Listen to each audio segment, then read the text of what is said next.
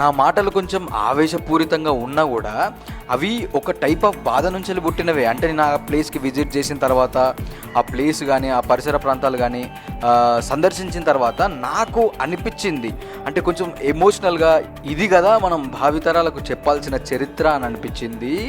And నా ఉద్దేశం ఏంటంటే తర్వాత తరాలకు చెప్పాల్సినటువంటి చరిత్రను మర్చిపోకూడదు అనేది నా ఉద్దేశం. అండ్ నేనైతే గర్వపడుతున్నా, బమ్మెర పోతన లాంటి ఒక గొప్ప కవి మన తెలుగు వాడైనందుకు, అది మన వరంగల్ జిల్లా వాడైనందుకైతే నిజంగా గర్వపడుతున్నా. ప్రపంచ దేశాలు తిరగండి, నేను వద్దనట్లేదు. వేరే రాష్ట్రాలు, వేరే ప్లేసెస్ కూడా వెళ్ళండి, నేను వద్దనట్లేదు. కానీ మన దగ్గర ఉంది కదా అని చెప్పి మన దగ్గర ఉన్న ప్రాంతాల మీద వివక్ష అయితే చూపించకండి.